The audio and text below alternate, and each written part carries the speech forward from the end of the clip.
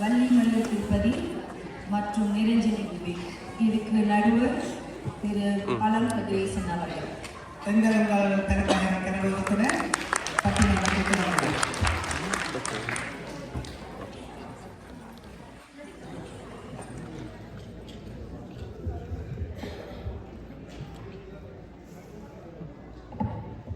பாலும் தெளிதேனும் பாகும் பருப்பும் இவை நான்கும் கலந்துனக்கு நாம் தருவோம் கோலம் செய் துங்க கரிமுகத்து தூமணியே நீ எமக்கு சங்கத் தமிழ் மூன்றும் தா என்று இறைவனின் பாதம் தொட்டு 2024ஆம் ஆண்டின் முத்தமிழ் விழாவினை காண வந்திருக்கும் உங்கள் அனைவருக்கும் இந்த பட்டிமன்ற குழுவின் சார்பாக எங்களுடைய வணக்கத்தை தெரிவித்துக் கொண்டு மீண்டும் மீண்டும் இப்படி ஒரு நல்ல மேடையினை நமக்கு ஏற்படுத்தி தரும் பிரிட்டிஷ் கொலம்பியா தமிழ் கலாச்சார சங்கத்தின் நிர்வாக குழுவுக்கும் நம்முடைய நன்றியை தெரிவித்துக் கொண்டு நாம் இந்த பட்டிமன்ற நிகழ்ச்சிக்குள்ளே நுழைவோம்.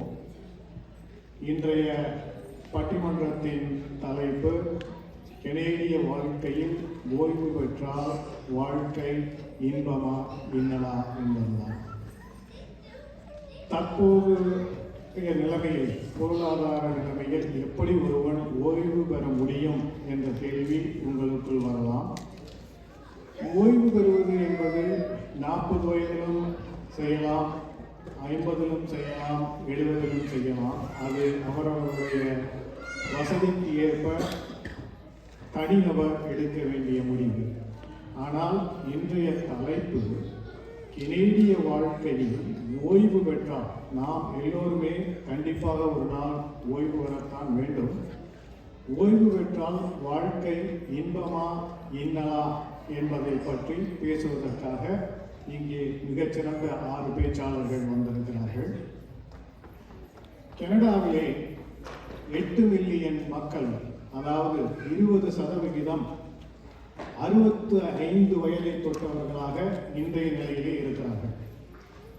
இவர்களில் 13,500 பேர் 100 வயதை கடந்தவர்களாக வாழ்ந்து கொண்டிருக்கிறார்கள். எனவே அவர்களுக்கு உள்ள இன்ப துன்பங்களை பற்றி ஆராயவே இந்த சபை கூடப்பட்டிருக்கிறது.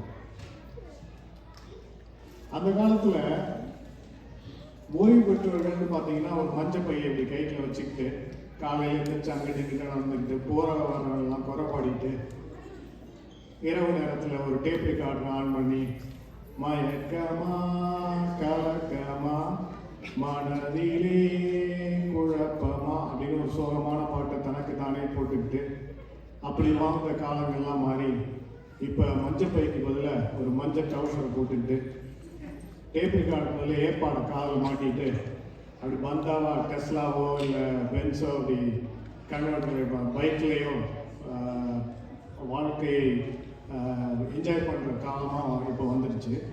அதை பற்றி பேசுகிறதுக்கு தான் இந்த சிறந்த பேச்சாளர்கள் 6 பேர் இங்கே வந்திருக்காங்க.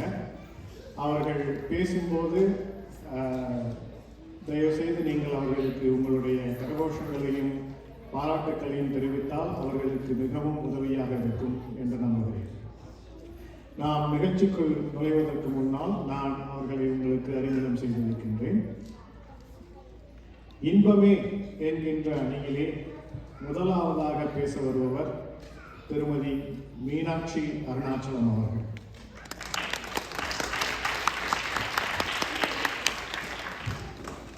இவர்கள் சஸ்டைனபிலிட்டி கன்சல்டன்ட், தமிழில் சொல்ல வேண்டுமானால் நிலைத்தன்மை ஆலோசகர்.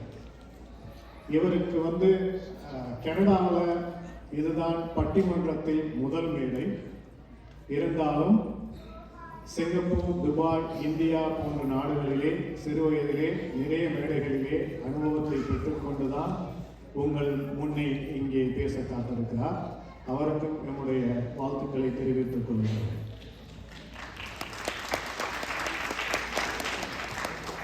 இன்னலே என்கின்ற அணியிலே இந்த பக்கம் பேச காத்துக் கொண்டிருப்பவர் கிருத்திகா பிரபாகர் அவர்கள்.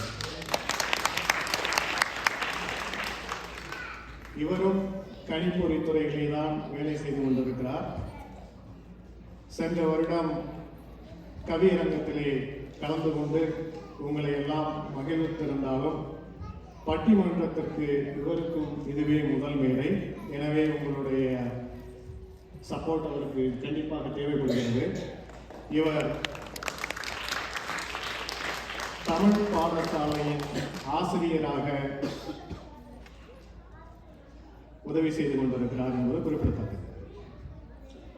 மீண்டும் இன்பமே என்கின்ற அணியிலே நளினி கிருஷ்ணகுமார் அவர்கள் பேசவிருக்கிறார்கள். இவரும் கணிப்பொறித்துறையிலே தான் வேலை செய்து கொண்டிருக்கிறார். இவருடைய ஆய்வு கட்டுரை servant leadership, international journal of servant leadership என்னும் புத்தகத்தில் 2018ஆம் ஆண்டு வெளிவந்துள்ளது என்பது குறிப்பிடத்தக்கது. அது மட்டுமல்ல, இவர் சென்ற ஆண்டு கவியரங்கத்திலே பங்கு பெற்று உங்களுக்கெல்லாம் அறிமுகம் ஆனவர் என்றாலும் இவருக்கும் பட்டிமன்றத்தில் இதுவே முதல் மேடை. இருந்தாலும் சிறு வயதிலே இவர் திரு சுக்கி சிவம் ஐயாவிடம் பேசுவதற்காக பரிசு பெற்றவர் என்பது குறிப்பிடத்தக்கது. தமிழ் கலாச்சார சங்கம் எத்தனை புதுமுகங்களை இந்த சபைக்கு அறிமுகப்படுத்தி இருக்கிறது என்பதை நினைக்கும் போது அவர்களுக்கு என்னுடைய பாராட்டுக்களை மீண்டும் ஒரு முறை தெரிவித்துக் கொள்கிறேன். அதற்கடுத்ததாக இன்னலே என்கின்ற அணியிலே தயவுசெய்து கொஞ்சம் can you turn the light on for the spectators please? Thank you. இன்னலே என்கின்ற அணியிலே உங்களுக்கெல்லாம் நான் அறிமுகம் பண்ண தேவையில்லாத உங்களுக்கெல்லாம் மிகவும் அறிமுகமான திருமதி வள்ளிமயில் திருப்பதி அவர்கள். இவர்கள் பல கவியரங்கம், பட்டிமன்றம் போன்ற பல மேடைகளிலே உங்களுடன் கலந்து கொண்டு உங்களுடைய பாராட்டுக்களை பெற்றவர். சென்ற வாரம் கூட திரு கோபிநாத் அவர்களின் நீங்களும் நாங்களும் என்ற நிகழ்ச்சிகளை கலந்து கொண்டார். இப்போது அவர் ஒரு கணித ஆசிரியராகவும் இருக்கிறார். இந்த விஷயத்தை நான் உங்களுக்கு சொல்ல வேண்டும். நான் எதற்காக ஆசிரியர் என்று சொல்லுகிறேன், அவர்கள் எல்லாம் ஆசிரியர் இல்லையா என்று சமீபத்தில் தான் நான் இதை தெரிந்து கொண்டேன். ஆசிரியர் என்பது ஆண்பாலை குறிப்பதல்ல, அது ஒரு தனி பால். அதனால் ஆசிரியர் என்பதே சரியான வார்த்தை என்பதை எனக்கு சுட்டிக்காட்டினார்கள். எனவே நான் அதை உபயோகிக்கலாம் என்று அவர்கள் ஆசிரியர் என்று சொல்லிவிடுகிறேன். நீங்கள் ஆங்கிலத்தில் டீச்சர், டீச்சி என்று சொல்ல மாட்டோம், டீச்சர் தான். அதே போல் ஆசிரியர் தான். அதன் பிறகு இன்பமே என்கின்ற அணியிலே இறுதியாக உங்களிடம் தன்னுடைய வாதத்தை எடுத்து வைக்க காத்திருப்பவர் வழக்கறிஞர் திருமதி மாலினி அவர்கள் பெயரை கரெக்டாக அவரிடம் கேட்டுத்தான் உச்சரித்திருக்கிறேன். அதுதான் அவர்களுடைய கடைசி பெயர். இவர்களுக்கும் அறிமுகம் தேவையில்லை. நீண்ட நாட்களாக இந்த பட்டிமன்ற மேடையிலே உங்களுக்கு அறிமுகமானவர். தன்னுடைய இலங்கை தமிழால் அருமையாக பேசி நம் அனைவரையும் தன்னுடைய பக்கம் வெற்றி பெறுமாறு கருத்துக்களை பரிமாறக்கூடிய திறமை கொண்டவர். அவருக்கும் நம்முடைய வாழ்த்துக்கள். இறுதியாக இன்னலே என்கின்ற அணியிலே நிரஞ்சனி விவேக் அவர்கள். ஒன்று கவனித்தீர்களானால் இந்த முறை அவர்களுக்கு பாராட்டு கொஞ்சம் கூடியிருக்கிறது. ஏனென்றால் அவர்கள் சொந்த நாட்டிலேயே இருந்து சொந்தங்களை கொண்டு இறக்கி இருக்கிறார்கள். அவர்களே சொல்லுவார்கள் யாராக வந்திருக்கிறார்கள், சகோதரி மற்றும் அம்மா, கணவர், மாமியார் எல்லோருமே இங்கு இருக்கிறார்கள். அதனால் அவர்கள் பேசுவதற்கு நிறைய புள்ளி விவரங்களோடு இங்கே வந்திருப்பார்கள் என்று கண்டிப்பாக தெரியும். அவரும் கணிப்பொறித்துறையில் தான் வேலை செய்து கொண்டிருக்கிறார். இவரை பற்றி சொல்ல தேவையில்லை. நிறைய மேடைகளிலே உங்களிடம் பாராட்டுகளை பெற்றவர். இருந்தாலும் குறிப்பாக அவரை பற்றி சொல்வதென்றால் 10ஆம் வகுப்பிலே தமிழில் இரண்டாம் இடத்தில், மாநில அளவில் இரண்டாம் இடத்தை பிடித்தவர் என்று குறிப்பிட்டார்.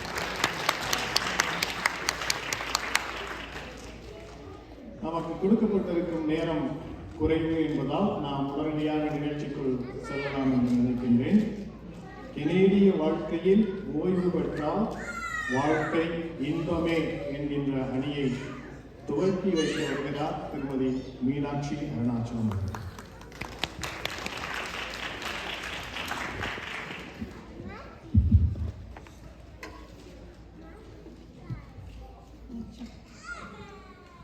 ஓடி ஓடி ஓடாய் தேய்ந்து திரும்பி பார்த்தால் வயது 55. காலம் என்ற சக்கரம் யாருக்காகவும் நிற்பதில்லை. கம்பராமாயணத்தில் தசரத சக்கரவர்த்தி ஒருமுறை கண்ணாடியை பார்த்தாராம். காதோறும் ஒரு நரமுடியை பார்த்து அப்படியே ஷாக் ஆயிட்டாராம். ஏன்னு கேட்டீங்களா? வயசாச்சே, துறவரம் செல்ல வேண்டும், ராமருக்கு பட்டத்தை அளிக்க வேண்டும் என்றெல்லாம் அவருக்கு கவலை. நம்ம என்ன தசரத சக்கரவர்த்தியா? நடுத்தர வர்ணம்ங்க. நம்மளுக்கெல்லாம் 50 வயசு ஆனோனே தினமுமே வீட்டுல இந்த பட்டிமன்றம் தான். ஊருக்கு செல்வதா இல்லை இங்கேயே இருப்பதா என்று வாதம் விவாதம் எல்லாம் முடிகிறதுக்குள்ள ரிட்டையர்மெண்ட் ஏஜே வந்து விடுகிறது.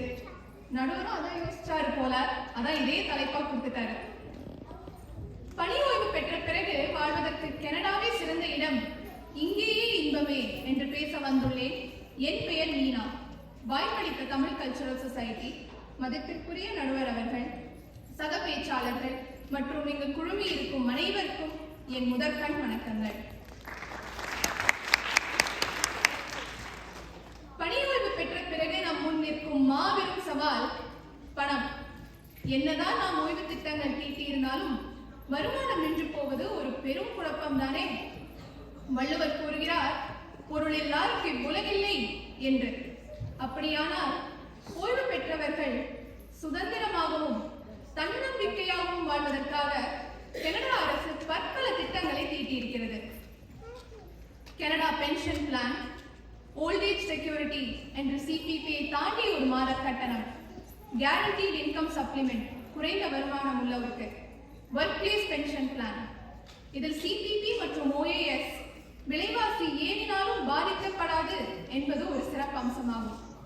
எங்க யோசிச்சு பாருங்க, மாசம் இவ்வளோ வரி செலுத்துறோமே, அப்போ நம்ம ஓய்வு பெற்ற பிறகும் கடைசி வரைக்கும் இங்க அந்த முழு பழனியும் பெற்றுட்டு போறது தானே புத்திசாலித்தனம். நல்லா. குளோபல் ஏஜ் வாட்ச் இண்டெக்ஸ் 2021 வெளியிட்ட புள்ளி விவரம் என்ன கூறுகிறது என்று தெரியுமா? மூத்தவர்களை பொருளாதாரம் மற்றும் உடல் நலம் பேணி காப்பதில் கனடா 4ஆவது இடத்தில் இருக்கிறது என்று கூறுகிறது. இதை தாண்டிய ஆதாரம் வேணும் நம்மளுக்கு. சரி, பணம் ஒரு பக்கம் இருக்கட்டும், இன்னொரு பக்கம் வீடு. சிறிய வயசுல புடிச்ச வீடை வாங்குறதுக்காக கடனுடன் வாங்கி ஓடி உழைச்சு எப்படியாவது வாங்கி விடுகிறோம். ஆனால் வயசு ஆக ஆக இந்த அரசு அதுக்கும் உதவி செய்கிறது. வீட்டை புதுப்பிப்பதற்காக ஒரு கட்டணம், சொத்து வரியை ஒத்தி வைத்தல், shelter eight for elderly renders என்ற வாடகை உதவி, சப்சிடைஸ்ட் ஹவுசிங்கான ஒத்தி வைத்தல், படிவேடு சேவைகள் மற்றும் ஏஜ் ரெஸ்ட்ரிக்டட் ஹவுசிங். இதுவே ஊர்ல எல்லாம் யோசிச்சு பாருங்க, பல பேர் இன்னைக்கு ரிட்டையர் ஆயிட்டு ஊர் கடைசி உலகம் பட்டியல போய் ஒரு சீனியர் லிவிங் ஸ்பேஸை கண்டுபிடிச்சு தேடி செட்டில் ஆகிறதுக்குள்ள அப்பப்பா போதும் போதும் ஆயிடுது. கூட பிபியும் வருது, டென்ஷனும் வருது, ஆனா பென்ஷன் மட்டும் அவ்வளோ வரதில்லை. அண்ணன் என்னடா தம்பி என்னடா இந்த அவசரமான உலகத்திலே என்று பாடினார் கண்ணதாசன். இன்னைக்கு ஊரெல்லாம் சொத்து சண்டைக்கு பஞ்சமே இல்லை. கோர்ட்ல நீதிபதியே ஓய்வு பெற்றாலும் இந்த சொத்து வீடு சண்டை மட்டும் ஓஞ்ச பாடு இல்லை. அந்த சிக்கல்லாம் இங்க இல்ல அப்படிங்கிறதே ஒரு பெரிய சந்தோஷம் தானே. இன்னொன்னுங்க, ஊர்ல பல மூத்தவர்கள் ரிட்டையர் ஆனதுக்கு அப்புறம் பொழுது போகாம தினமும் 24 மணி நேரமும் ஆளாளோட மூஞ்சியே பார்த்துட்டு உட்காந்துக்கணும்னு ரொம்ப நொந்து போயிடுறாங்க. தாத்தா என்னடானா காலையில காஃபி போட்டு கொடு, சும்மா தானே இருக்க கொஞ்சம் பஜ்ஜி போடலாமே, இல்ல கண்ணாடி எங்க வச்சேன்னு தெரியல கொஞ்சம் தேடி கொடு அப்படின்னு அனுப்புறாரு. பாட்டி என்னடானா வெட்டியா தானே இருக்கீங்க, போய் ஒரு தயிர் வாங்கிட்டு வந்தாதான் என்னவா, இல்ல இந்த ரிமோட்டை தாங்க கொஞ்சம் சீரியல் பார்க்கணும் அப்படின்னு புடுங்குறாங்க. வீட்டுக்கு வீடு வாசப்படி, நாட்டுக்கு நாடு குருக்ஷேத்திரம். ஆனா இதுவே கனடால யோசிச்சு பாருங்க, காஃபிலாம் வீட்டுல போடவே வேண்டாம். வெளியில டிம் ஹார்டன்ஸ் போனா சீனியர் சிட்டிசன் 10% தள்ளுபடி தராங்க. பொழுதுபோக்குக்காக வெளியில போகணும்னு நினைச்சாலே பேருந்து என்ன, ரயில் என்ன, பெரிய கொண்டு தள்ளுபடி தராங்க. இதெல்லாம் ரொம்ப சொன்னீங்கன்னா அப்புறம் நாளைக்கு என் வீட்டுக்காரர் வெளில போய் வாங்கிக்கலாம் காஃபி. பொழுதுபோக்குக்காக வெளில போகணும்னு நினைச்சாலே பல தள்ளுபடி இருக்கு, பல இடங்களும் இருக்கு. ஷாப்பிங் செலவும் பல இடங்களும் இருக்கு. ஆனா அதுக்கு மேல எல்லாத்துக்கும் சீனியர்ஸுக்கு டிஸ்கவுண்ட்டும் இருக்கு. இளமை ஊஞ்சல் ஆடுது, நல்ல அனுபவங்கள் உண்டாகும். நான் கடைசியா உங்க எல்லாரையும் ஒரு கேள்வி கேட்கிறேன்.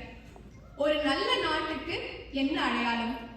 அதுக்கும் வள்ளுவரே பதில் கூறுகிறார், பிடியின்மை செல்வம் விளைவின்பம் ஏமம் அணியென்ப நாட்டி வைந்து. அதாவது நோயில்லாதது, செல்வம், விளைச்சல், நல்ல காவல், மகிழ்ச்சி, இவை ஐந்தும் ஒரு நல்ல நாட்டுக்கு என்று கூறுகிறார்.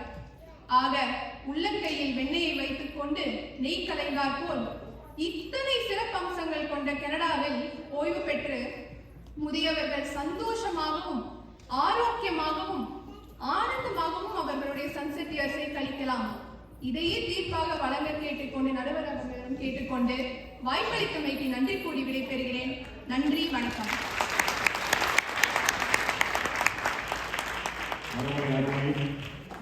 மூர்த்தி சிறிது நாளாக கீர்த்தி பெருதுமாங்க.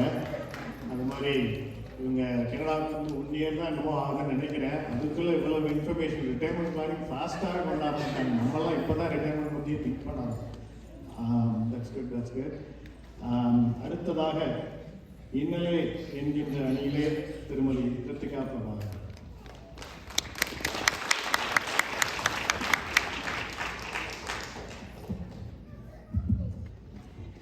முத்தமிழை சுவைக்க வந்திருக்கும் பார்வையாளர்களுக்கும், இன்னலை இன்பமென பேச பணிக்கப்பட்டுள்ள எதிரணியினருக்கும், இன்றும் இனியும் இன்னலே என இசைய போகும் நடுவர் அவர்களுக்கும் வணக்கம். எனக்கு முன்னாடி பேசின மீனா ரொம்ப அழகாக பேசினாங்க. நிறைய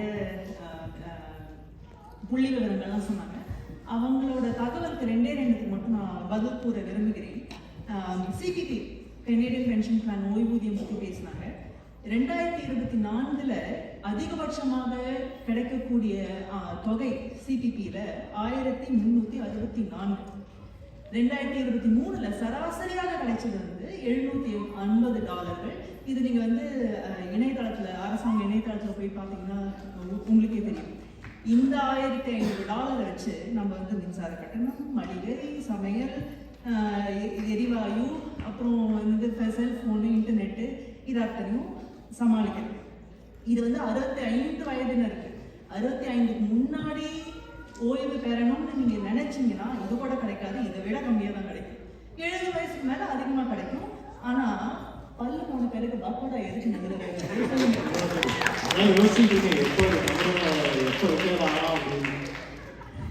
அப்புறம் சேஃபர் இது பற்றி சொன்னாங்க. வீட்டு கடன் வீட்டு வாடகை மானியம், அதுவும் இணையதளத்தில் நீங்கள் போய் பார்த்தீங்கன்னா, அரசாங்க இணையதளத்தில் போய் பார்த்தீங்கன்னா தெரியும். ஒரு வேன்கூவர் ஏரியாவில் வந்து $225 மானியம் கொடுக்குறாங்க. எங்க $2500 வாடகைக்கு வீடு கிடைக்கும் ஏரியாவில் 225. அப்போ மிச்சம் இருக்கிற 2225 யார் கொடுப்பாங்க? இது வந்து இதுதான் இவங்க கொடுக்குற மானியம். நல்ல மாமியாரோட பேர் இதை வச்சு வெங்காயம் தக்காளி தான் வாங்க முடியும். வீட்டு வாடகைலாம் ரொம்ப கஷ்டம். சரி, இப்படியெல்லாம் தனியாக செலவு சமாளிக்க முடியாதுன்னு சொல்லிட்டு கூட்டு குடும்பமாக ஆசையாக ஓய்வு பெற்ற பிறகு நம்ம இருந்து ஹைக்கிங் போகலாம், அக்வாட்டிக் கிளாஸஸ் போகலான்னு நினைக்கிறவங்க அவங்களோட ஒரு நாளை யோசிச்சு பாருங்க. காலையில் எழுந்தோன்னா சமையல், காலை உணவு, மதிய உணவு, இரவு உணவு, அப்புறம் பசங்களை வீட்டுக்கு ஸ்கூலுக்கு கூட்டிகிட்டு போகிறது, பள்ளியிலேருந்து திரும்ப கொண்டு வருது, போத பிறகு எக்ஸ்ட்ரா. இந்த நம்ம ஊரில் வந்து ஹோம் ஒர்க்கு டெஸ்ட் எல்லாம் இருக்கும், வீட்டு பாடம்லாம் இருக்கும். இந்த ஊரில் அது கிடையாது. என்னோட தமிழ் பசங்களுக்கு நான் வந்து வீட்டு பாடம் கொடுக்குறேன், அதை விட்டுருங்க. ஆனால் ஸ்கூல்லெல்லாம் கொடுக்கறது கிடையாது. அதனால அந்த தொல்லை கிடையாது. இருந்தாலும் மற்ற கிளாஸும் நிறைய ஸ்விம்மிங்கு, ஸ்கவுட்ஸு இப்படின்னு சொன்னால் நம்ப மாட்டேங்க நடுவர் அவர்களே. என்னோட ஸ்கவுட்ஸுக்கு ஒரு பொண்ணு எப்பவுமே கூட்டிட்டு வந்து பாட்டி தாத்தா, இன்னொரு பையனை கூட்டிட்டு வந்தது எப்பவுமே அவங்களோட கொள்ளு தாத்தா. அப்பப்பா பாட்டி வருவாங்க, அவங்க அப்பா அம்மாவும் நான் பார்த்ததே கிடையாது. இதுதான் வந்து இங்க ஓய்வு பெற்ற பிறகு இருக்கும் நிலைமை. சரி, இந்த பிரச்சனை நான் தனியா நம்ம பாட்டுக்கு நார்தர்ன் பிசி இன்டீரியர் பிசின்னு போறோம் அப்படின்னாக்க அவர்களோட இன்னல்கள் வேறு விதமானவை. 2020-21 கோவிட் உலகத்தையே ஆட்சி படைத்தது. அதில் பெரிதும் பாதிக்கப்பட்டு பெரிதும் பலியானது இந்த மாதிரி தனித்து வாழ்ந்த ஓய்வு பெற்ற முதியவர்கள். கடைசி தருணத்தில் மருத்துவமனையில் குடும்பத்தினர் கூட இல்லாமல் தனியாக இருந்த அவல நிலைக்கு பலர் தள்ளப்பட்டனர். அது மட்டும் இல்லாமல் 2020 தட்ப வெப்ப நிலையினால பாதிக்கப்படுவதும் அவர்களே. 2021 ஹீட் டோம்ல எவ்வளவு பேர் உயிர் இழந்தார்கள் அப்படின்னு நம்ம எல்லாருக்குமே தெரியும். அது கனடாவும் நடந்தது. அதுல பாதிக்கப்பட்ட 90% பேர் வயதானவர்கள், முதியவர்கள், ஓய்வு பெற்றவர்கள். இவங்களுக்கு வந்து அவசர ஊர்தி கூட நேரத்துக்கு போக முடியாம துன்பப்பட்டு இருந்தார்கள். நம்ம வந்து சொல்லலாம் நம்ம ஊர்ல மட்டும் எப்படி அப்படின்னு. நம்ம ஊர்ல காசு கொடுத்தா என்ன வேணாலும் நடக்கும், இங்க அது நடக்காது. அந்த கஷ்டம் இங்க உண்டு எல்லாருக்கும். இது வந்து இது மட்டும் இல்லாம ஸ்னோ கிளியரிங், லான் மூவிங், தனியாக இருக்கும் முதியவர்களுக்கு இது அத்தனையுமே இன்னல்களாக வந்து அமைகிறது. ஒன்று மற்றவங்க கையை எதிர்பார்த்து நிற்கணும், இல்லைன்னா இது பண்ணாம ஃபைன் கட்டுறது, இல்லை ஸ்னோவில் யாராவது வழுக்கி விழுந்து நம்ம மேலே லாஸ் ரூட் போட்டு அதில் போய் கோர்ட்டில் போய் நிற்கிறது. இது அத்தனையுமே முதியவர்களுக்கு, ஓய்வு பெற்றவர்களுக்கு இன்னலே. நம்ம ஊர்னா இன்னொரு விஷயம், உடல் ஆரோக்கியத்துக்கு, முக்கியமாக மன அமைதிக்கு பாடல் பெற்ற புண்ணிய தலங்கள் பலரும் உள்ளன. அடிக்கடி ஊர்லேயே, நம்ம ஊர்லேயே வந்து பல கோயில்கள் இருக்கும். போய் நல்லபடியாக நாள் முழுக்க அங்கே இருந்து திரும்ப வரலாம். இந்த ஊரில் கோவில்கள் இருந்தாலும் நம்ம ஊர் மாதிரி பாடல் பெற்ற தலங்கள் கிடையாது. அந்த மன நிம்மதி வேறு தான் இந்த ஊர். நீங்கள் மணி அடிச்சிட்டீங்க, அதனால் கடைசியாக ஒரு புறநானூறு பாடல் மட்டும். அதாவது பாடல் என்னன்னா, ஒரு புலவர்கிட்ட கேட்குறாங்க, இவ்வளோ வயசாச்சு, நீங்கள் எப்படி நரமுடியெல்லாம் இல்லாமல் இருக்கீங்க அப்படின்னு. அதுக்கு அவர் சொல்றது வந்து, என்னுடைய மனைவியும் மக்களும் மிகவும் அறிவாளிகள், கூட வேலை செய்கிறவங்க அத்தனை பேருக்கு திறனாளிகள், ஆளுகின்ற மன்னன் திறமையாக ஆட்சி செய்து நல்லாட்சி செய்து மக்களை காக்கின்றான். எங்கள் ஊரில் பல சான்றோர்களும் உள்ளனர் அப்படின்னு அவர் சொல்றார்.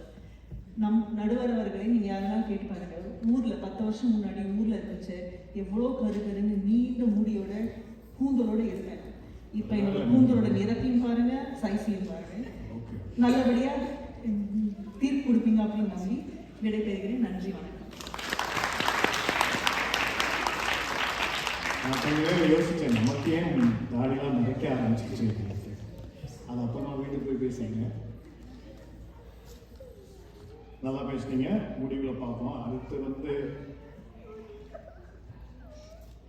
இன்பமே என்கின்ற அணியிலே நளினி கிருஷ்ணகுமார் அவர்கள்.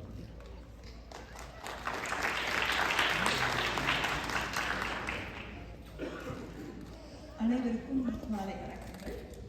இனிய தமிழ் புத்தாண்டு நல்வாழ்த்துக்கள் மற்றும் முத்தமிழ் விழா நல்வாழ்த்துக்கள். இன்றைய பட்டிமன்ற தலைப்பு முதியவர்களுக்கானது மட்டுமல்ல, இளையவர்களுக்கும் ஆனது. ஏனென்றால் கண் கெட்ட பின்று சூரிய நமஸ்காரம் செய்து ஒரு பிரயோசனம் இல்லைதான். இளைஞர்களும் உங்களுடைய வாழ்க்கைக்கு தேவையான விஷயங்களை தெரிந்து கொள்ள வேண்டும், அதற்குண்டான திட்டமிடல் வேண்டும் என்பதற்காக இந்த அருமையான தலைப்பை நடுவர் ஐயா எடுத்து வந்துள்ளார். அது மட்டுமல்லாமல் இதுல இருந்து நம்மளுக்கு ஒரு விஷயம் நல்லா தெரியுது. என்னன்னா, முன்னாடியெல்லாம் பட்டிமன்ற தலைப்பு வந்து எப்படி இருக்கும்னா, குடும்பத்துல தூக்கி நிறுத்துறது ஆண்களா பெண்களா, சமையல் நல்லா பண்றது தாயா தாரமா, இப்படிதான் தலைப்பு இருக்கும். இப்ப தலைப்பை எவ்வளவு பொறுப்பா கொடுத்துருக்காங்க பாருங்க. ஓய்வு பெற்றா என்ன பண்றதுன்னு யோசிக்கிற அளவுக்கு வந்துட்டாங்க. இதுல இருந்து ஒண்ணா தெரியுது, நம்ம தலைவர் ஐயா பணம் நழுவி பாடி விழுந்துட்டார், சாரி காவேரியில விழுந்துட்டார். அது 25 வருஷத்துக்கு மேல ஆயிடுச்சு. அதெல்லாம் ஞாபகம் கரெக்டா சொல்லி பிடிச்சிட்டோம் பார்த்தீங்களா. எனக்கு முன்பாக பேசிய மீனா அவர்கள் இங்க கனடாவில் வந்து 1 வருஷம் தான் ஆச்சு, இருந்தாலும் எவ்வளவு பெனிஃபிட்ஸ் உண்டு அப்படிங்கிறத அழகா பட்டியல் போட்டு சொன்னாங்க. அவர்கள் சொன்னதோடு நான் இன்னொரு விஷயமும் சேர்த்து சொல்ல விரும்புகிறேன். வாழ்க்கையில் ஓய்வு பெறும்போது உங்களுக்கு ஒரு நிம்மதி வேணும் என்றால், ஒரு சந்தோஷம் வேணும் என்றால், நீங்கள் மட்டும் பணம் காசு சம்பாதித்தால் போதாது இல்லையா? உங்களுடைய பிள்ளைகளும் அவர்கள் வாழ்க்கைக்கு தேவையான பாதையை தேர்ந்தெடுத்து நல்ல கல்வி, நல்ல வேலை என்று அவர்களும் செட்டில் ஆக வேண்டும். அப்பொழுதுதான் நீங்கள் தான் ஓய்வு காலத்தில் யார் வந்து கதவு தட்டுவா அப்படின்னு பயப்படாம நிம்மதியா இருக்க முடியும். அப்படிப்பட்ட வாய்ப்புகளை உங்களுக்கு அள்ளி தரும் நாடு எது என்று பார்த்தால் கனடா. ஏனென்றால் இங்கே கனிம வளங்கள் அதிகம், வேலை இன்மை அன்எம்ப்ளாய்மெண்ட் ரேட் என்பது மிகவும் குறைவு. கடந்த 20 ஆண்டுகள் வரலாற்று அவர்கள் எப்பொழுதுமே ஒரு சதவிகிதத்தை தாண்டாமல் பார்த்துக் கொள்கிறார்கள். மற்ற நாடுகளோடு ஒப்பிட்டு பார்க்கையிலே இது ஒரு வரவேற்கத்தக்க ஒரு விஷயம். அப்போ நம்ம பசங்க நல்லபடியா படிச்சு நல்ல கை நிறைய சம்பாதிச்சு அவங்க செட்டில் ஆனாங்கன்னா ஓய்வு பெற்றவங்க நமக்கு நிம்மதியும் சந்தோஷமும் தானே. சரி, இவங்களுக்கு அடுத்ததான் கிருத்திகா வந்தாங்க. கிருத்திகா வந்து ஒரு டேட்டா சயின்டிஸ்ட் வேற. இப்படி டேட்டாவா போட்டு ஏமா முக்கியமான டேட்டாவை தான் மிஸ் பண்ணிட்டு சொல்றீங்க. சரி, இப்போ நாம அவங்க பேசுறதுக்கு வரும். அவங்க எங்க அணிக்கு தான் பலம் சேர்த்து சென்றிருக்காங்க. COVID-19 வயதானவர்கள், புதியவர்கள் இறந்து விட்டார்கள் என்று சொன்னார்கள். அது ரொம்ப கஷ்டமான விஷயம்தான். ஆனா ஒண்ணு, அது கனடாவில் மட்டும் நடக்கல, குளோபல் பேண்டமிக் எல்லா நாடுகளிலும் நடந்தது. எல்லா நாடுகளிலும் வயதானவர்கள் மிக அதிகமான அளவில் இறந்து போனார்கள். எல்லாரையுமே தாக்குச்சுங்க, எல்லா நாட்டிலையுமே பிரச்சனை வந்துச்சு. இதுல கனடாவில் என்ன டேட்டாங்கன்னு பார்க்க வேண்டாம். டாப் 5 இந்த லிஸ்ட்ல நம்ம பசங்களுக்கெல்லாம் கூட தெரியும், டிவி பார்த்துருப்பாங்க. டாப் 5ல வந்த கண்ட்ரிஸ் அப்படின்னு பார்த்தீங்கன்னா எதுல? கேஸ் ஃபெட்டாலிட்டி ரேஷியோல USA, பிரேசில், 3வதாக இந்தியா, 4வதாக ரஷ்யா, 5வது மெக்சிகோ. இந்த 5 நாடுகளிலே உயிரிழப்பு சதவிகிதம் மிகவும் அதிகமாக இருந்தது. கனடா இந்த லிஸ்ட்ல எந்த இடத்துல இருந்ததுன்னு யாருக்கா ஞாபகம் இருக்கா? சரி, நானே சொல்றேன். 25வது இடத்தில் இருந்தது. அதுல இருந்து நம்ம என்ன தெரிஞ்சுக்கலாம்? ஓரளவுக்கு பொறுப்பாக புதியவர்களை காப்பாற்றினார்கள். இந்த நாட்டில் இருந்ததுனால நிறைய பேர் உயிரும் பிழைத்தார்கள் என்றும் எடுத்துக்கொள்ளலாம் இல்லையா? அடுத்து இன்னொன்னு சொன்னாங்க, தட்பவெட்ப நிலை மாற்றம். ஏமா இதுவும் குளோபல் வார்மிங் கனடாவில் மட்டும் நடக்கல. கனடாவில் மட்டும் நடந்தா அது நீங்க சொல்லுங்க. தட்பவெட்ப நிலை மாற்றம் என்பது குளோபல் வார்மிங் எல்லா நாடுகளிலும் நடக்கின்ற ஒன்று. எல்லா நாடுகளிலும் புயல், சூறாவளி, வெயிலினால் பாதிப்பு, இது போல பல விஷயங்கள் நடக்குது. நிறைய பேர் இருந்து போகிறாங்க. இதுல அகைன் டேட்டா என்ன சொல்லுதுன்னு பார்க்கணும் இல்லைங்க? டேட்டா என்ன சொல்லுது? டேட்டா படி பார்க்கலாம் வாங்க. இதுல GHG அப்படின்னு சொல்லக்கூடிய கிரீன் ஹவுஸ் கேசஸ், இதை அதிகமாக வெளிவிடக்கூடிய நாடு அப்படின்னு பார்த்தோம்னா ஃபர்ஸ்ட் இந்த எமிஷன்ல இந்த லிஸ்ட்ல வர்றது முதல்ல சைனா, 2வதாக USA, 3வதாக வருவது இந்தியா, அடுத்ததாக ஐரோப்பிய யூனியன். இந்த 4 நாடுகள் மட்டுமே சேர்ந்து வெளிவிடக்கூடிய புகையின் அளவு 83%. ஸோ நாட்டில் மற்ற நாடுகள்லாம் சேர்ந்து 17% மட்டும்தான் இது போல ஒரு நச்சு காற்றுகளை வெளியிடுகிறார்கள். இந்த நான் மேல் சொன்ன அந்த 4 நாடுகள்ல நீங்க இருந்தீங்கன்னா நீங்க எப்படிப்பட்ட நோய்களுக்கெல்லாம் உள்ளாவீர்கள் என்பதை யோசித்துக் கொள்ளுங்கள். உயிர் சேதம், பொருட்சேதம் எந்த அளவிலே நடக்கின்றது என்று பார்த்தால், ஹை இன்கம் கண்ட்ரிஸ் என்று சொல்லக்கூடிய USA, கனடா, இது போல மற்ற நாடுகளில் தட்பவெட்ப நிலை மாற்றம்னால நடக்கக்கூடிய மரணங்கள் என்பது மிகவும் குறைவு, 0.001 தான். ஆனால் இதே போல புயல், சூறாவளி காற்றினால் நடக்கக்கூடிய இறப்புகள் மிடில் இன்கம் கண்ட்ரிஸ் என்று சொல்லக்கூடிய நம்ம நாடெல்லாம் அங்கதான் இருக்கு. இந்தியா, இலங்கை எல்லாமே ஆசிய நாடுகள் பெரும்பான்மை மிடில் இன்கம் கண்ட்ரீஸ்ல தான் இருக்கு. அதுல நடக்கக்கூடிய உயிரிழப்புகளோட சதவிகிதம் 0.19. எதுமா பெருசு? நீங்களே பார்த்துக்கோங்க. அப்ப நம்ம ஊர்ல ரெஸ்பான்ஸ் நல்லா இருக்கு, ஃபெட்டாலிட்டி ரேட்டை கண்ட்ரோல்ல வச்சிருக்காங்க. ஆரோக்கியமான வாழ்வுக்கு என்னங்க தேவை? தூய காற்று, நல்ல சுத்தமான குடிநீர், இந்த மாதிரியான விஷயங்களை உங்களுக்கு கனடா வழங்குகிறது. வயதானவர்கள் தைரியமா வெளியில் நடந்து போகலாம், பார்க்கல உதவி வரலாம்.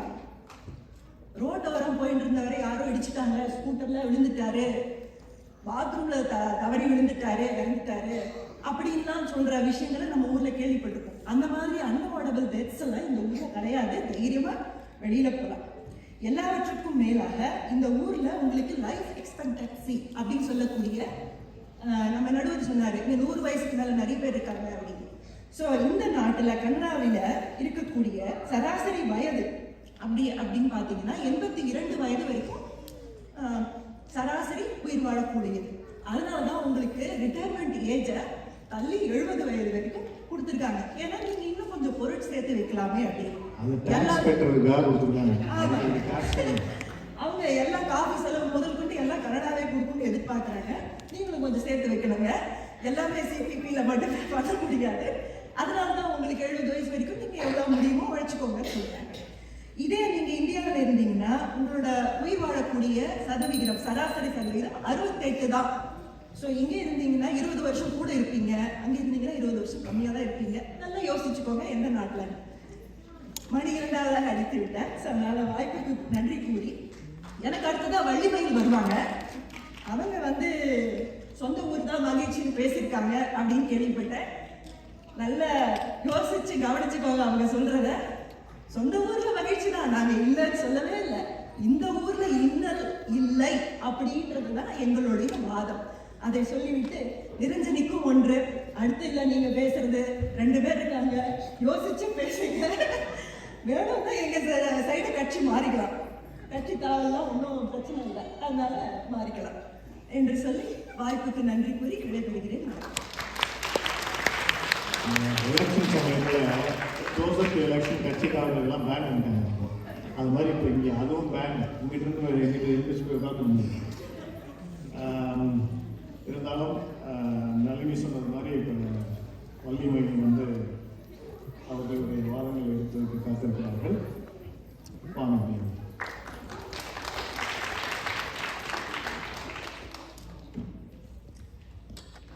பிறந்து சிறந்த மொழிகளிலே சிறந்தே பிறந்ததாம் என் தாய்மொழி.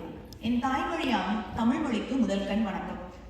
இன்றைய பட்டிமன்றத்தில் ஞான பழமாக அமர்ந்திருக்கும் நடுவர் அவர்களே, உண்மையை மட்டுமே பேச வந்திருக்கும் எங்கள் அணியினரே, உண்மைக்கு எதிராக பேச வந்திருக்கும் எதிரணியினரே, இன்றைய பட்டிமன்றத்தின் அஸ்திவாரங்களாக அமர்ந்திருக்கும் ரசிக பெருமக்களே, உங்கள் அத்துணை பேருக்கும் என் அன்பான வணக்கங்கள். எனக்கு முன்னாடி எதிரணியில மீனா பேசினாங்க. அவங்க சொன்னாங்க, இங்க பென்ஷன் கிடைக்குது, சப்சிடி கிடைக்குது, எல்லாம் கிடைக்குது, அதெல்லாம் நாங்க மறுக்கலைங்க. அப்படி கிடைச்ச அந்த வீட்டுல பணி ஓய்வுக்கு அப்புறம் கணவன் முகத்த மனைவியும் மனைவி முகத்த கணவனும் பார்த்துக்கிட்டு இருக்கிற மாதிரியான இன்னல் வேற என்னங்க இருக்க முடியும்? கணவனும் மனைவியும் ஒரு 5-6 நிமிஷம் தொடர்ந்து பேசிட்டு இருந்தோம்னா 7வது நிமிஷம் நமக்கு 7:30 நிச்சயம். நம்மளால இவங்களோட ஒர்க்கிங் ஃப்ரம் ஹோமையே சமாளிக்க முடியல. இப்ப ஒர்க்கே இல்லாம ஹோம்ல சும்மா தான் இருக்காங்க. சும்மா இருக்கிறது ஒன்றும் அவ்வளவு சுலபம் இல்லைங்க, சும்மா இருந்து பார்த்தாதான் தெரியும். அடுத்து நம்ம நளினி அவங்க சொன்னாங்க, இங்க வானிலை மாற்றம், குளோபல் வார்மிங் எல்லாம் சொன்னாங்க. வானிலை மாற்றம் வந்து இங்க நமக்கு வசதியா இல்லைங்க. வீட்டுக்குள்ள இருட்டா இருக்கே அப்படின்னு வெளியில கதவை திறந்து பார்த்தோம்னா வெளியில அதை விட இருட்டாரு. சரி வாக்கிங் போகலான்னு வெளியில கதவை திறந்தோம்னா நம்ம வீட்டுல இருக்க நாய் நமக்கு முன்னாடி ரெடியா நிக்குது வாக்கிங் போக. நாமளும் என்ன பண்ணிடுறோம், வீட்டுக்காரம்மாவை கூட்டிட்டு போறதை விட நாயை கூட்டிட்டு வாக்கிங் போனா ஈஸி. ஏன்னா அதுதான் கூட்டோன்னு வந்துடும், கூட கூட பேசாது, நம்மளை கொஞ்சம் பேச விடும் அப்படின்னு நாயை கூட்டிக்கிட்டு தான் வாக்கிங் போக வேண்டியிருக்கு. சரி, நான் இப்படி சொல்றேன். தானே. வாழ்க்கைன்னா என்னங்க? தொடங்குற இடத்துலயே முடிகிறது தான் வாழ்க்கை இல்லையா? 1ல இருந்து 10 வரைக்கும் வயசு எவ்வளவுன்னு கேட்போம். 10ல இருந்து 20 வரைக்கும் என்ன படிச்சிருக்கீங்கன்னு கேட்போம். 20ல இருந்து 30 வரைக்கும் கல்யாணம் ஆயிடுச்சான்னு கேட்குறோம். 30ல இருந்து 40 வரைக்கும் எத்தனை குழந்தைங்கன்னு கேட்குறோம். 40ல இருந்து 50 வரைக்கும் சொத்து எவ்வளவுன்னு கேட்குறோம். 50ல இருந்து 60 வரைக்கும் சுகர் எவ்வளவுன்னு கேட்குறோம். 60ல இருந்து 70 வரைக்கும் பென்ஷன் எவ்வளவுன்னு கேட்குறோம். 70க்கு அப்புறம் வயசு என்னன்னு கேட்குறோம். இப்படி தொடங்குற இடத்துலயே வந்து முடிகிறது தான் வாழ்க்கை. நமக்கு பணி ஓய்வுக்கு அப்புறம் நமக்குள்ள என்னென்ன மாற்றங்கள் நடக்குது?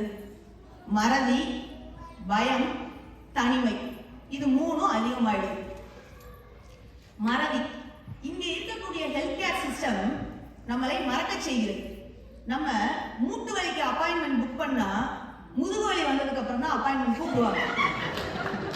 நாம மூட்டு வலிக்கு அப்பாயின்மெண்ட் புக் பண்ணோமா இல்ல முதுகு வலிக்கு அப்பாயின்மெண்ட் புக் பண்ணோமான்னு நமக்கே மறந்து போயிடும். அப்படி இருக்கு இங்க இருக்கக்கூடிய ஹெல்த் கேர் சிஸ்டம். சரி, வெளியில இப்படி இருக்கு, வீட்டுக்குள்ள எப்படி இருக்கு? அவங்க சொன்னாங்க, மீனா சொன்னாங்க, இந்த பொருளை எடுத்து கொடுங்க, சும்மா தானே இருக்கீங்க அப்படின்னு.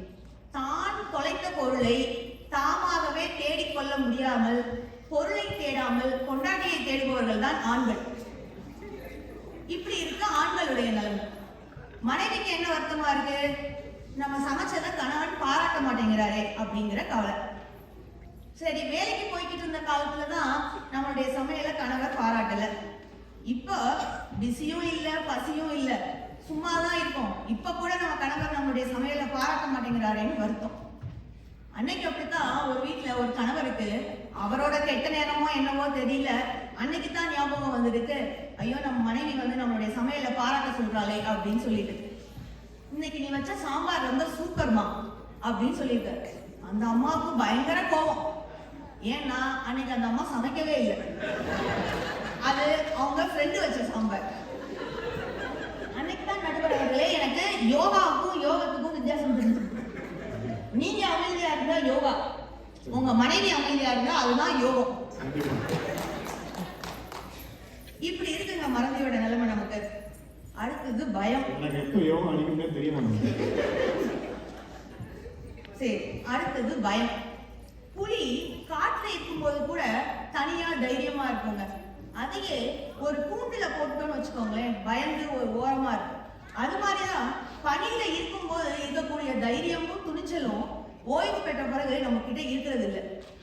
இங்க நடக்கக்கூடிய பல பைனான்சியல் ஸ்கேம் பெரியவர்களை தாக்கித்தான் நடக்கப்படுகிறது இல்லையா? அடுத்தது அவங்க சொன்னாங்க, நான் வந்து நம்ம ஊருக்கு பேசினேன் அப்படின்னு சொல்லிட்டு. இங்க இருக்கக்கூடிய முதியோர் இல்லம்ங்க, நம்ம ஊர்ல இருக்க முதியோர் இல்லம்னா கூட பரவாயில்ல, நமக்கு பிடிச்ச சாப்பாடு கிடைக்கும். இங்க முதியோர் இல்லத்துக்கு போனோம்னா காஞ்சி போன பிரெட்டும் மேஷ்டு பொட்டேட்டோவும் தான் சாப்பிடணும் இல்லையா? அப்பதான் நமக்கு தெரியும் இதுக்கு நம்மளோட மனைவியோட உப்புமாவே பரவாயில்ல. அதுலயும் ஒரு சிக்கல் இருக்கு நடுவர்களே. அந்த உப்புமாவை நீங்க நல்லா இருக்குன்னு சொன்னாலும் பிரச்சனை, நல்லா இல்லைன்னு சொன்னாலும் பிரச்சனை. நல்லா இருக்குன்னு சொன்னா இந்த 2 கரண்டி எக்ஸ்ட்ரா வைப்பாங்க, நல்லா இல்லைன்னு சொன்னா அந்த கரண்டியாலே 2 வைப்பாங்க. எங்க வீட்டுல ஃப்ரீசர்ல தூக்கி போட்டுருவாங்க, இதெல்லாம் அதேதான். அடுத்தது தனிமை. தனியாக இருப்பது வேறு, தனிமையில் இருப்பது வேறு. வறுமையை துரத்தவே வந்தோம் அயல்நாட்டிற்கு, துரத்திக் கொண்டே வரும் இந்த வெறுமையை துரத்த தெரியவில்லை. என்னங்க வேணும் நமக்கு பணி ஓய்வுக்கு அப்புறம்? பணபலமா, உடல் பலமா, உறவுகளா? பணபலம். நம்ம சாகும் போது பணத்தை கொண்டு போறது இல்லை, ஆனா வாழும் வரைக்கும் பணம் இல்லாமல் வாழ முடியாது. அடுத்தது உடல் பலம். நாம் தடுமாறி விழுந்தாலோ தடித்து விழுந்தாலோ தாங்கிக் கொள்ளவும் தாங்கி பிடிக்கவும் மனதளவிலும் உடலளவிலும் பலம் வேண்டும். உறவுகள். வைரமுத்து ரொம்ப அழகா சொன்னாருங்க. வயதான காலத்தில் வழுக்காத கைத்தடி, வளையாத கைத்தடி, வழுக்காத புளியலறை, சில்லுன்னு பேட்டியின் ஸ்பரிசம், இவ்வளவு தாங்க வேணும். இன்னைக்கு இருக்க இந்த இயந்திர வாழ்க்கையில பெற்றோர்கள் குழந்தைகளுடனோ பேர குழந்தைகளுடனோ இருக்க முடியல. நாம் அன்னையர் திருத்திற்கும் தந்தையர் திருத்திற்கும் கொண்டு சென்று கொடுக்கும் பூச்செண்டுகளின் வாசம் தேவையில்லை, அவர்களுக்கு நம்முடைய பாசமே தேவைப்படுகிறது. கணவனும் மனைவியுமா 2 பேருமா இருக்கிற வரைக்கும் கூட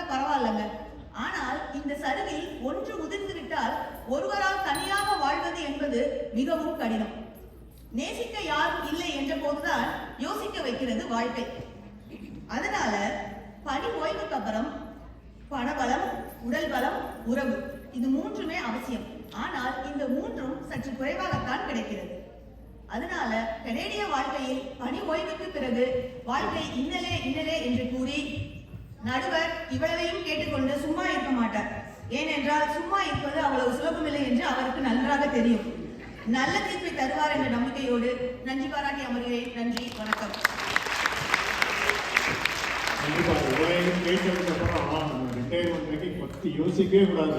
நான் ஒய்ஃப்ட்டு சொல்லிட்டு இருப்பேன், நான் வந்து ஒரு 3-4 வருஷத்துக்கு ரிட்டையர் ஆகலாம் இருக்கேன். பட் இவ்வளோ கேட்டதுக்கு அப்புறம் இன்னும் ஒரு 10 வருஷத்துக்கு 15 வருஷத்துக்கு கூட வேலை பார்க்கலாம்னு நினைக்கிறேன்.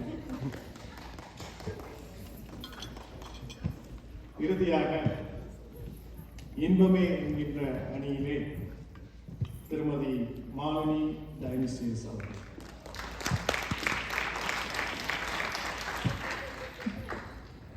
என்னங்கம்மா அழகு புலம்பிட்டே போறார். என்ன எனக்கு ஒரே குழப்பமா இருக்கு. வணக்கம் சொல்ல மறந்துட்டேன். எனக்கு உங்களை எல்லாம் பார்க்க இந்த வடிவேலூர்ல இதுதான் வந்து அலை அலையாக வந்திருக்கும் அபியோக்களே சொல்லும்படியாக வருகிறது. அங்கொண்டு இங்கொண்டாக இருக்கிறீர்கள், பரவாயில்லை. தேட்டர் பெரிய தேட்டர். எழுதிச் செல்லும் விதியின் கை எழுதி எழுதி மேற்செல்லும். அழுதாலும் தொழுதாலும் அதில் ஒரு எழுத்தும் மாறாதே என்று கவிஞர் பாடியிருக்கிறான். பழைய பாட்டு உங்களுக்கு தெரிந்திருக்கும். எங்கள் எல்லோருக்கும் ஒரு எக்ஸ்பைரி டேட் இருக்குது. அதை குத்தித்தான் ஆண்டவன் அனுப்பியிருக்கிறாங்க.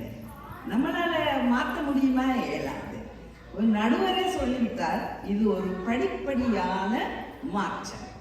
அப்ப இது ஒரு ஓய்வு பெற்ற வாழ்க்கை என்று சொல்லும் பொழுது ஏற்கனவே ஆரம்பத்தில் சொன்னது போல 45 வயதிலே ஆரம்பிக்கலாம் நாங்கள். அப்ப இதுல எல்லாவற்றுக்கும் அடிப்படையாக இருப்பது பிளானிங், அதாவது ஆயத்தம் செய்ய வேண்டும். எங்களுடைய ஓய்வு வாழ்க்கையை எப்படி கழிக்கலாம் என்றதை ஆயத்தப்படுத்துறதுக்கு கனடாவை போல சிறந்த இடம் ஒரு இடமும் இல்லை. நீங்க இந்தியாவுக்கு போகட்டும், இலங்கைக்கு போகட்டும், என்ன நடக்குது? ஓ கொஞ்சம் வயசு போனோடனே கிளம், அந்த கிளம், இந்த பெருசு, தள்ளி உட்காரு, மரியாதையே கட்டு போகுது. அப்ப அந்த நாட்டில இருந்து இந்த நாட்டுக்கு வந்துருக்கிறீங்கம்மா, என்ஜாய் பண்ணுங்க, இன்பம். நீங்க துன்பம் துன்பம் துன்பம் அழுது கொண்டிருக்கீங்க.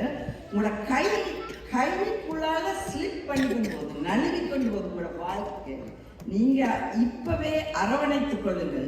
முதுமைக்கு கனகாலம் இல்லை. அதே நேரத்துல ஒரு விஷயத்தை பேசுறேன்னா நீங்க நினைப்பீங்க, படிச்சு கொண்டு வந்து ரீசர்ச் பண்ணி கொண்டு பேசி கொள்ளலாம். அனுபவம் பெற வேண்டும். அப்படி பார்க்கும் பொழுது நான் தான் இங்கே அனுபவத்திலே முதிர் வயதிலே பேசுகிறேன். ஆகையினாலே நடுவர் சொன்ன மாதிரி வெற்றியை தட்டி கொண்டு போறோம். ஸோ இன்பம் துன்பம் துன்பம் இன்பமும் மாறி மாறி வரும். சினிமா பாட்டு சொல்லு, இன்பம் துன்பம் மாறி மாறி வரும், புயலும் இரவும் பகலும் போல். ஆனால் அந்த இன்பத்திலேயோ துன்பத்திலேயோ நின்று விடக்கூடாது. நாம் அப்படியே ஓடிக்கொண்டு இருக்க வேண்டும். இதுகள் ஒன்றும் எங்களை பாதிக்க விடக்கூடாது. அப்ப நினைச்சு பார்த்தால் பாரதி சொல்றார், காலனே அருகில் வாழா உன்னை காலால் மிதிக்கிறேன். எந்த ஒரு வயதிலும் அந்த உத்வேகம் எங்களுக்கு இருக்க வேண்டும். ஞாபகம் மருதி வருது, இது சாதாரணமா எவருக்கும் வாழணுமா? நீங்க சொல்றீங்க முகத்தை பார்த்து கொண்டு கேட்க உங்களுக்கு ஒரு நெருடல் வருது. ஓகே, நான் யோசிச்சு கொண்டு இப்படி முகம் பார்க்கிற கேஸ் எனக்கு ஒரு நாளும் வரையில்லையே இதுவரை. 45 வருஷமா எங்க குடும்ப வழக்கம் செய்யறோம். இப்படி ஒன்று தட்டுப்படையில புதுமையா இருக்குங்க அம்மா சொல்றது. ஸோ இந்த நான் சொல்ல வேண்டியது, எனக்கு முன்னுக்கு பேசினாங்க என்னுடைய முதல் பேச்சாளர் சொன்னா பொருளாதார பிரச்சனை, 2வது பேச்சாளர் சொன்னா சுகாதார பிரச்சனை. நான் சொல்ல வந்திருக்கிறேன் அந்த பிரச்சனைகள் இங்கே இல்லை. எல்லாத்துக்கும் முதல் இந்த ஓய்வு ஊதியம் கேள்விப்பட்டிருக்கீங்க அவங்க நாட்டுல உழைக்காமல் ஊதியம் பெறாமல் இருந்தவர்கள் ஓய்வு பெற்று ஊதியம் பெறுகிறது. அது இந்த நாட்டில் தான் நடக்குதம்மா. சும்மா இருந்துட்டு காசுல இருந்து நீங்க அது காணாது உங்களுக்கு. நீங்க நினைச்சு பாருங்கப்பா, வியர்த்து சிந்தாம பேசாம இருந்துட்டு ஒன்றுமே சேர்த்தவில்லை. இதுக்கு தகுதியும் தேவையில்லை, பாஷை மொழி படிக்க தேவையில்லை, அவன் காசு கொடுக்கணும். ஸோ அது மட்டும்தான் வருத்தமா உடனே ஒரு கால் எடுக்கும். ஹேண்டி டாட் வருது, சோஷியல் இன்னைக்கு நிகழ்ச்சிக்கு வரணும்னா ஹேண்டி டாட்ல வந்து அவங்க டான்றாங்க. நம்மளுக்கு நாங்கள் வந்துடப்பட்ட ஸ்ட்ரெஸ்ல ஓடிக்கொண்டு வர வேணும். நான் ஓய்வு பெற்றால், ஆனால் நான் சும்மா இளமை ஆட்களுக்காக சொல்றேன். அப்ப மற்றது இந்த பாத்ரூம்ல வழுக்கு விழுத இதில் என்னச்சுன்னு சொல்லாதீங்க. நீங்களே உங்களோட கட்சியை உடைச்சு போடுறீங்க. எப்படின்னு சொன்னா இங்க அப்படியே போய் கதுவையில சீட்டு போட்டு இருந்த மாதிரி இருக்கத்தக்கதா இருக்கு. படிக்கட்டுல இறங்க தேவையில்லை, அப்படியே ஸ்லைட் பண்ணிக்கொண்டு வரத்தக்கதா இருக்கு. இதெல்லாம் இந்தியா இருக்க போது இந்தியாவில இல்ல இலங்கையில ஒன்றுமே இல்லை. ஸோ வந்தம் அனுபவிக்கிறோம், சந்தோஷம், இன்பம். நீ அதுக்கு துன்பம் தான் எது. இன்னலேன்னு ஒரு வார்த்தை நீங்க நடுவரே, எனக்கு அதை பற்றி தெரியாது. ஆனால் துன்பம் என்று சொல்லும் பொழுது கவலைப்படுவதனால் இவன் தன் சரீர அளவில் ஒரு முழத்தையாக கூட்டிக் கொள்ளுகிறார். இப்படி விவிலியன் சொல்லுகிறது. கவலைப்படாதீர்கள், துன்பப்படாதீர்கள்ப்பா, இன்பமாக அனுபவிங்கள். ஒவ்வொரு கணமும் ஒவ்வொரு பொழுதும் விலகி கொண்டு போகும்போது முதுமை உங்களை அணுகிக் கொண்டிருக்கிறது. அதுக்கு விட்டு விடாதீர்கள். மற்றது நீங்கள் சமூக அதாவது சோஷியல் இம்பேலன்ஸ், சமூக சமநிலை இப்ப நாங்க பிளான் பண்ணி செய்து கொண்டு போனால் இப்பவே எங்களுக்கு இந்த சமுதாயத்துல இப்ப நாங்க இந்த நிகழ்ச்சிக்கு வரோம். வேறு ஒரு சமுதாய சம்பந்தமான இதுகளை ஒவ்வொரு நிகழ்ச்சியிலையும் இந்த வயோதிபர்கள் அனுபவிக்கத்தக்கதா இருக்கு. இப்போ அப்போதைய சொன்ன மாதிரி சீனியர் கிளாப்போ அல்லது ஒரு இப்பெல்லாம் டொரண்டோல இருந்து சுற்றுலா போறாங்க. இங்கிருந்து தங்கட ஊர்ல உள்ள ஆற்றோட சேர்ந்து 2ஆம் மணியா அப்படி. ஆக அடுத்தவன் கண்களுக்கு அழகா இருக்க வேண்டும் என்று நினைக்கிறதுல தான் தனிமை துன்பம் எல்லாமே இருக்கு. தனிமை துன்பம் எல்லாம் அவங்களுடைய இருதயத்தில் இருக்கப்பா. நீங்கள் துக்கப்படாமல் சந்தோஷமா இருந்தீங்க. மணி எடுத்து முடிய மரியாதை இல்லை. நன்றி,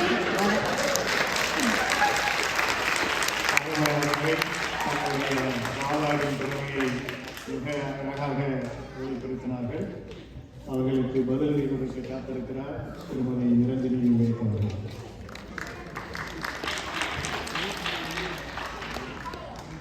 அவையோர் அனைவருக்கும் என்னுடைய இனிமையான தமிழ் புத்தாண்டு நல்வாழ்த்துக்களுடன் கூடிய மாலை வணக்கங்கள். இன்ட்ரெஸ்ட் ரேட் இருக்கிற நிலைமையில மார்கேஜ் எல்லாம் பே பண்ணிட்டு ரிட்டையர் எப்போ ஆகும்னு தெரியலங்க. அப்படி ஆனாலும் கெனடிய வாழ்க்கையில் ரிட்டையர்மெண்ட் என்பது இன்னது. கண்ணாடியில் அடிக்கடி முகம் பார்த்தால் அது இளமை. கண்ணாடி போட்டாதான் முகமே பார்க்க முடிந்தால் அதுதான் முதுமை. நடுவர் அவர்களே, நீங்கள் ஜென் எக்ஸா? நடுவர் அவர்களே, நீங்க ஜென் எக்ஸா மில்லினியலா? நீங்க என்ன ஏதோ ஒரு ஃபாரின் லாங்குவேஜ்ல பேசுறீங்க? அப்படிதான் ஃப்ரெண்ட் ஒருத்தங்க கேட்டாங்க, எனக்கு கூட தெரியல. என் பையன் கிட்ட கேட்டேன், அவன் சொன்னா மம்மி நீங்க மில்லினியல், அப்பா ஜென் எக்ஸ், நான் ஜென்சி, தம்பி ஜென் ஆல்பா. தமிழ்ல தான் பேசுறீங்க. 1965ல இருந்து 1980 வரைக்கும் பிறந்தவர்கள் ஜென் எக்ஸ் ஜெனரேஷனையும், 1981ல இருந்து 1996 வரைக்கும் பிறந்தவர்கள் மில்லினியல் ஜெனரேஷனையும் சேர்ந்தவர்களாம். நீங்க பேரண்ட்ஸ்க்கும் பிள்ளைங்களுக்கும் நடுவில் தான் ஜெனரேஷன் கேப் பார்த்துருப்பீங்க. எங்க ஃபேமிலியில நாங்க ஹஸ்பண்ட் ஒய்ஃபே டிஃப்ரெண்ட் ஜெனரேஷன்ல வாழ்ந்துட்டு இருக்கோம். ஸோ ஏன் சொல்றேன்னா இந்த இரண்டு ஜெனரேஷன்களில் பிறந்தவர்களாக நீங்கள் இருந்து கெனடிய வாழ்க்கையில் ஓய்வு பெற்றால் உங்க வாழ்க்கை இன்னலாக இருக்கும். ஏன்னா இந்த இரண்டு ஜெனரேஷன்களை சேர்ந்தவர்களில் 95% இமிகிரன்ட்ஸ் நம்ம ஊர்களில் பிறந்து கூட படிச்சவங்க, கூட வளர்ந்தவங்க, கூட பிறந்தவங்க எல்லாரையும் விட்டுட்டு இங்க வந்து செட்டில் ஆனவங்களா இருப்பாங்க. இப்ப எங்க இருக்கவங்க லைஃப் ரொம்ப பிஸியா இருக்கு, ஓகே. வயதான காலத்தில் இந்த ஊர்ல நமக்கு என்ன இருக்கு? மாலினி அவர்களுக்கு மணி அடிச்சு பாயிண்ட்ஸ் எல்லாம் நிறுத்திட்டாங்க. அவங்க போன வாரம் பேசும்போது சொன்னாங்க, இங்க நிறைய சோஷியல் கேதரிங்ஸ் இவெண்ட்ஸ் எல்லாம் நடக்குது நிரஞ்சனி. ஸோ ஹெட் கவுண்ட்ஸ் பார்த்து வைக்கிற இந்த ஊர் ஈவெண்ட்ஸ்ல உங்களுக்கு இன்வைட் இருக்கான இன்வைட் வர வரைக்கும் நம்மளுக்கு தெரியாது. அப்படியே வந்தாலும் அந்த வயசுல எத்தனை ஈவெண்ட்க்கு உங்களால போக முடியும்னு தெரியாது. அதை நம்ம ஊரை எடுத்துக்கோங்க. எத்தனை கல்யாணம், எத்தனை சீமந்தம், எத்தனை காது குத்து, எத்தனை புதுமனை புகுவிழா ஈவெண்ட்ஸ் அப்படியே வருஷ கட்டி நிற்கும். எந்த ஈவெண்ட்ஸுக்கு போகணும், எந்த ஈவெண்ட்ஸுக்கு போக வேண்டாம்னு அந்த வயசுல உங்க வசதிக்கு ஏற்ற மாதிரி நீங்க முடிவு பண்ணிக்கலாம். ஒரு நாளைக்கு 4 கல்யாணம் பண்ணுங்க.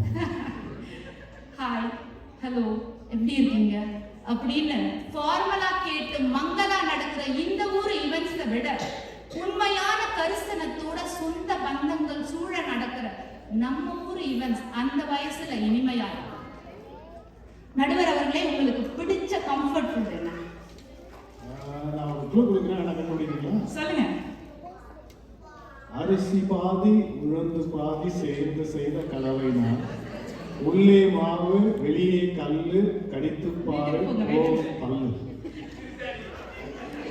காவேரி பண்ற பூ மாதிரி இட்லி சாப்பிட்டு இவர் இப்படி பேசிட்டு இருக்காரு. இப்படிதாங்க நம்ம ஆளுங்க. நீங்க மாட்டிட்டு வீட்டுக்கு போய் நாங்க சாப்பிடணும். காவேரி அதான் சொன்னேன்ல.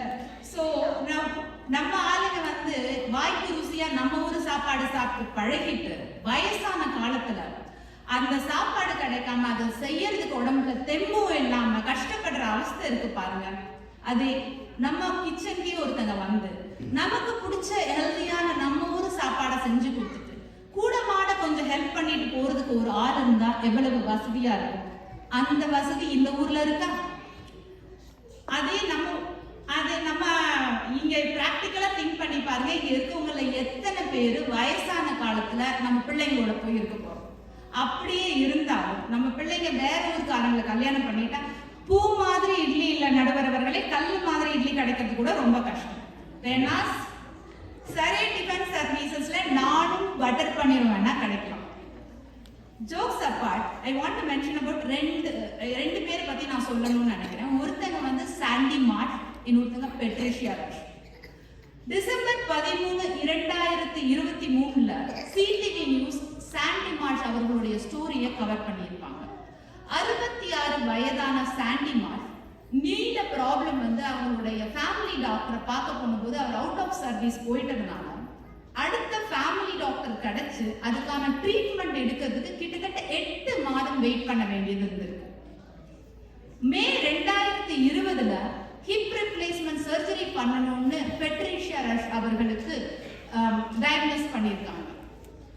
ஏப்ரல் 21, 2022 இந்த அவர்களுடைய ஸ்டோரியை குளோபல் நியூஸ் கவர் பண்ற நாள் வரைக்கும் அந்த சர்ஜரிக்கான கால் அவங்களுக்கு வரவே இல்லை. தேர் ஜஸ்ட் 2 எக்ஸாம்பிள்ஸ். நீங்களே உங்க கூட வேலை பண்றவங்க, உங்க கூட இருக்க ஃப்ரெண்ட்ஸ் கிட்ட கேட்டு பாருங்க. இமீடியட் மெடிக்கல் கேர் வேண்டி எத்தனை பேர் வெளியூர்களுக்கும் வெளிநாடுகளுக்கும் போறதை கேள்விப்பட்டிருப்பீங்க. இந்த பெட்ரிஷியா ரஷ் அவங்க வந்து லிதுனியா போய் அவங்களாம் ரிப்ளேஸ்மெண்ட் சர்ஜரி பண்ணிட்டு வந்திருக்காங்க.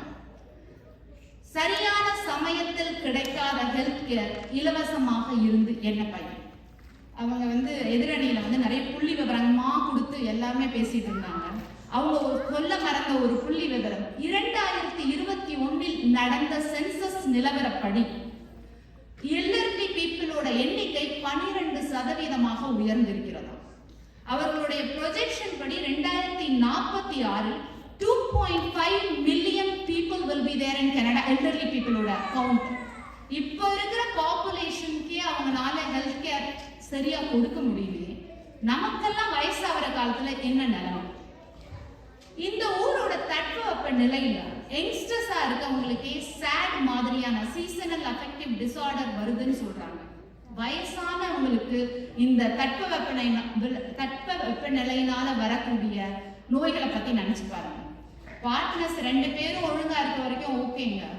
ஒருத்தர் போயிட்டு, வள்ளி சொன்ன மாதிரி ஒருத்தர் போயிட்டு இன்னொருத்தர் தான் இருக்கக்கூடிய நிலைமையெல்லாம் வந்துருச்சுன்னா இந்த ஊர்ல வயசான வாழ்க்கைங்கிறது வந்து இன்னல் கிடையாதுங்க, மிக கொடுமையானதாக இருக்கும். முதுமையின் முகப்பொழிவு முகச் சுருக்கம் அல்ல, வாழ்ந்த வாழ்க்கையின் கதை சுருக்கம். வயதாகிறதே என்று வருத்தப்படாதீர்கள். அந்த வாய்ப்பு எல்லோருக்கும் கிடைப்பதில்லை. அந்த முதுமை வாழ்க்கை இன்பமான நம்ம ஊரிலா இன்னலான பெங்களூரிலா என்பது உங்கள் கையில். வாய்ப்பளித்தமைக்கு நன்றி கூறி விடைபெறுகிறேன். நன்றி.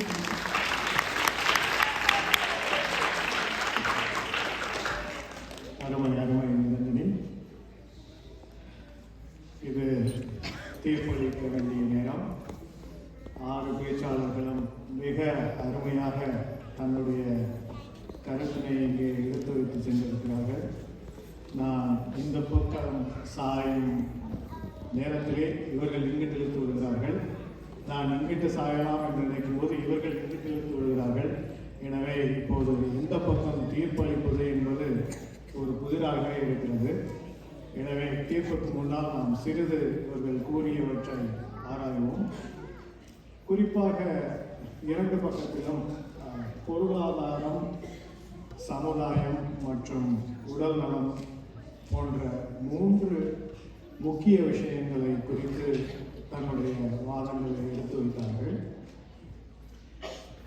பொருளாதாரத்தை பற்றி பேசும்போது இங்கு உள்ள pension plan, old age security என்றெல்லாம் சொன்னார்கள். அவையெல்லாம் தற்போதைய பொருளாதார நிலையிலே பற்றவில்லை, போதாது என்றும் இந்த பக்கம் வாதிட்டார்கள். இருந்தாலும் பணம் என்பது மட்டுமே வாழ்க்கை இல்லை, அதை தாண்டி மற்ற விஷயங்களும் இருக்கின்றன. அது மட்டுமல்ல, பணம் சேர்ப்பதற்கு ஏற்கனவே இவர்கள் குறிப்பிட்டபடி நீங்கள் அரசாங்கம் கொடுக்கும் ஊதியத்தை மட்டும் நம்பாமல்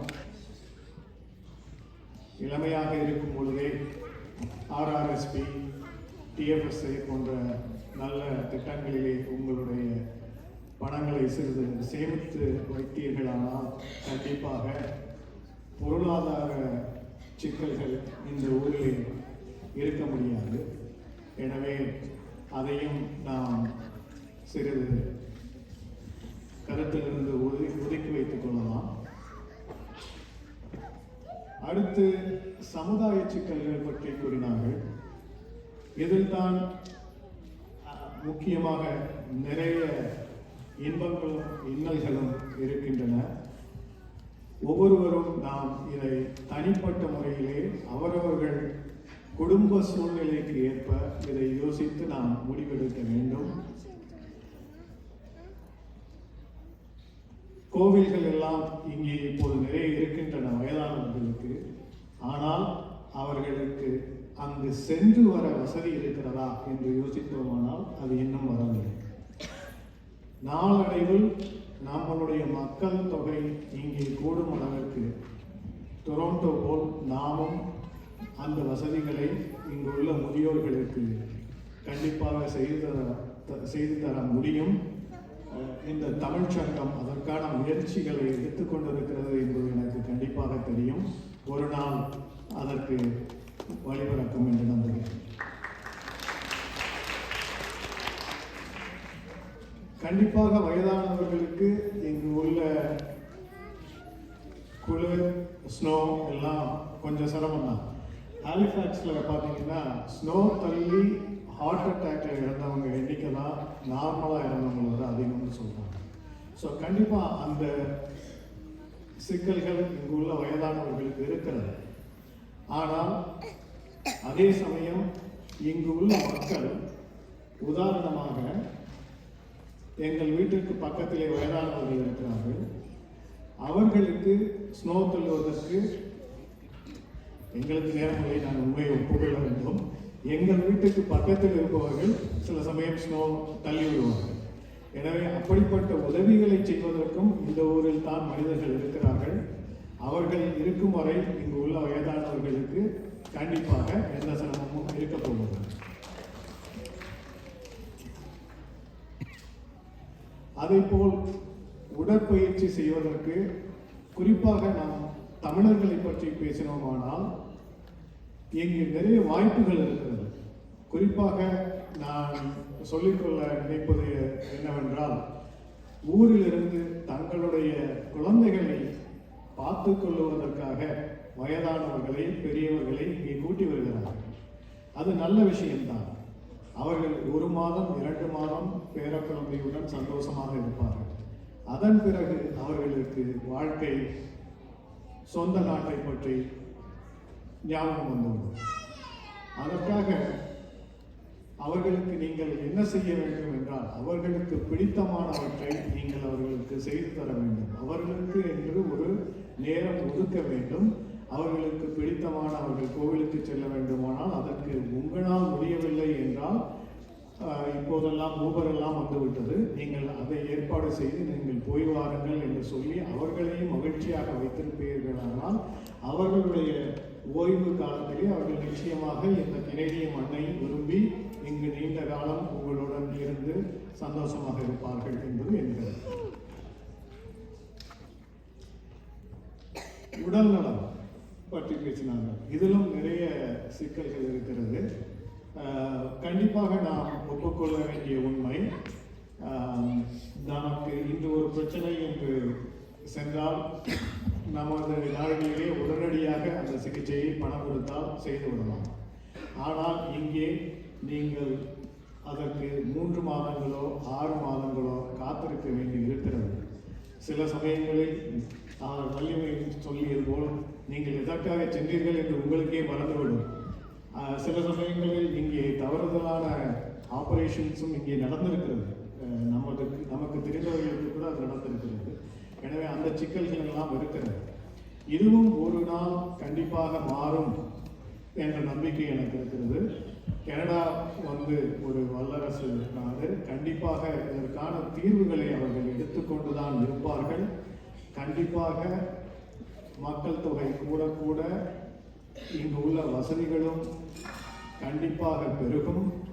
எனவே இவற்றை மனதில் கொண்டு இந்த நாட்டிலே ஓய்வு பெறுவதற்கு இன்னல்கள் அதிகம் இருந்தாலும் உங்களுடைய மன நிலைமையை நீங்கள் இன்பமாக வைத்துக் கொண்டிருந்தால், கண்ணதாசன் மிக அருமையாக பாடியிருப்பார், எங்கே வாழ்க்கை தொடங்கும், அது எங்கே எவ்விதம் முடியும், இதுதான் வாழ்க்கை, இதுதான் பயணம் என்பது யாருக்கும் தெரியாது.